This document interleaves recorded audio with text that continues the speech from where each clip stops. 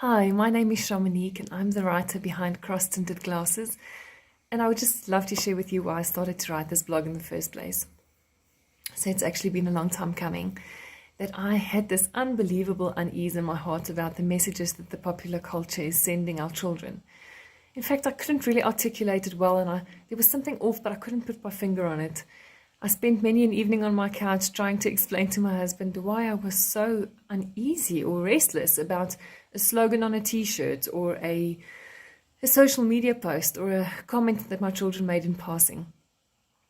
But one evening, my husband sent me away and he said, just go write this out and clarify your thoughts, which turned out to be great advice.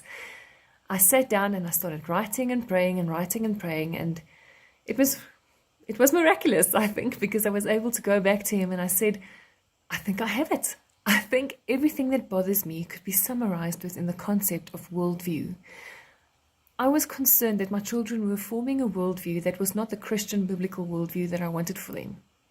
How's that possible? And how's it even possible that a child can be raised in your home within the culture that you really define for them and still reach a different conclusion about the world that you have? But nevertheless, I felt such a relief for having been able to put a label on what I felt. And since that evening, it just started me off on a road of research.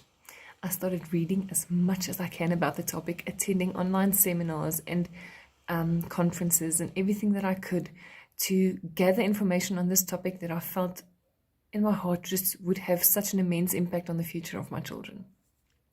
What I did not know was how soon our challenges would arise. It was not long thereafter, maybe a week or two, that my son and I were in the kitchen and we were chatting, making lunch, and he just out of the blue asked me, Mommy, how long ago did God create Adam and Eve? So I kind of just had to dust off an old file. And I said to him, whoa, 6,000 or 7,000 years ago. In fact, the information I gave him at that moment, I hadn't even challenged before. In fact, I don't think I've ever really challenged my Christian faith before. It wasn't necessary. I really moved in mostly Christian circles. It wasn't necessary for me to be able to defend myself. So I just gave him what I had at that stage. And I could see his face shut down. And he just said to me, well, impossible. Scientists say the dinosaurs existed millions and millions of years ago. So something doesn't add up. I turned it back on him and I said, well, what do you think the reasons for that could be? Which quite frankly might just be my most valuable parenting hack ever, because it always buys me time. But he answered as follows, and he said, well, there are two options. The first being that the Bible is wrong, in the sense that God did create Adam and Eve 6,000 or 7,000 years ago, but at that stage the dinosaurs had already existed for millions and millions of years, and the Bible neglects to mention them. Or, almost got hopeful, but it fell flat for me again when he continued and he said, oh, the alternative is that the Bible is still wrong, in the sense that the Bible gives the storyline correct. God did create Adam and Eve and all the animals and the dinosaurs together with them, but the time frame is wrong. This all did happen millions and millions of years ago. In fact, it was that same day, later that day, that he made the statement and he said, if I ever have to choose between science and the Bible, I would choose science, because that's something that you can prove. Anyway, back to our initial discussion, he proceeded and he said to me, Shame, I feel so bad for him actually, because I could see the panic in his eyes, having just gone against the book that I clearly value, and he knew it.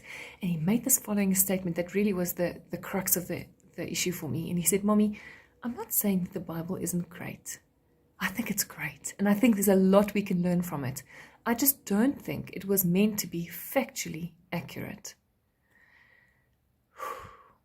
You see, if my child was willing to take this step in his mind that the Bible is not accurate and that the Bible is not reliable, it would only be a matter of time before he concludes that the Bible is not relevant in his life. What he did in that last moment, in that last sentence, was really his want for my approval speaking. He was trying to serve two masters, wasn't he? So he did not want to lose my approval. He really did not want to disappoint me. But at the same time, he wanted to believe what he already made his mind up about. So he used the only tool that he could reach for, and he squished them together, like mixing two different colors of clay. And the very thought makes my eye twitch. that concerned me, because this is exactly what we see in the culture. In fact, it's so prevalent. You see people wanting to believe what they want to believe, but they don't want to lose social standing or popularity or social acceptance. So they just squish it all together to make this very tolerant grey mess in the middle. In that moment, I knew that I was rightly concerned. I was rightly concerned before. I was not overly conservative, too sensitive, all these things that I think many other people might think I am. I realize that. I get it. I think many people might think, oh, it's just a passing conversation. Children say stuff, don't read too much into it. But I disagree. You see, I think that though the topics may change over time as my child grows up, the worldview would not. I mean, at the age of 6, who cares? The topics are so insignificant. In fact, I couldn't care less whether the dinosaurs lived at all and when they lived. But I'm afraid that as the topics change, it might be dinosaurs today, abortion tomorrow. Dinosaurs today, Jesus' resurrection tomorrow. Dinosaurs today, the entire Christian faith on which the Bible, which is founded on the Bible, tomorrow. It was just thereafter that the second wave hit me. We were in the car on our way to school, and he just out of the blue said, "Mommy, how can it be that I'm already 7 years old and I haven't noticed miracles, I haven't seen miracles the way they're described in the Bible?" I was kind of taken aback, but he just proceeded like a steamroller, and he said, "Since I'm not seeing miracles, I'm concluding that the Bible is not true. And if the Bible is not true, then my conclusion is that God does not exist." You see, you have to appreciate the escalation of these things. A few months prior to that, I suspected that I heard an underlying current of thoughts that was not exactly true. It grew to his questions about dinosaurs, but really the validity of the Bible and our faith. And it culminated in this final conclusion of his that God does not exist. He continued and he said to me, "Mommy, I must treat him from now on like somebody who does not believe, and that I'm welcome to get back to him when I have hard proof that does not come from the Bible, obviously, and not from Google." When you're a 7-year-old child, he was 7 at that point, gives you this little tidbit of information about his thought processes. It really is a blow to the stomach. But what I have decided is that I'm more motivated than ever to give my child what he needs in order to reach a truthful conclusion about life. You know what I did well? What I did well was that I included God in everything that we did. I tried to make my faith as evident and see-through as possible. I included it in everything. When we woke in the morning, when we went to school, when we came back, when we went to bed, I tried to speak about God in everything, which is great.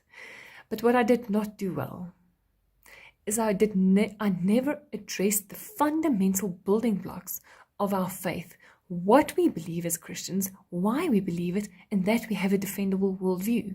I never said to him, how do we interpret a message that comes from the culture that is against what we believe? How do we determine whether it is truth or not? How do we even define truth?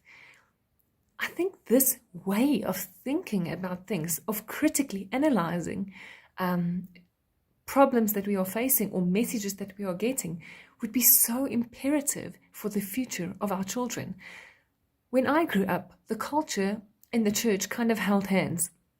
My parents weren't so concerned about what the school would teach me or about what a friend of mine's parents would mention when I go to visit. I mean, with obvious exceptions, but there are obvious exceptions, but in the big picture, we kind of had the same values. We kind of believed the same thing, but this is not the case anymore. This was definitely not the case anymore. The culture is progressively becoming anti-Christian or anti-biblical. And if I can't give my child the ability to articulate what he believes or what we believe the truth is, then he would fall over at any wind that comes his way. In fact, what he encountered was not really even a wind. It was a mild breeze, but he was willing to knock down one of the pillars in that sense because he did not have a good foundation for what I taught him to believe or what I told him the truth was. More than ever before, I'm convinced that Christian parents need to step it up.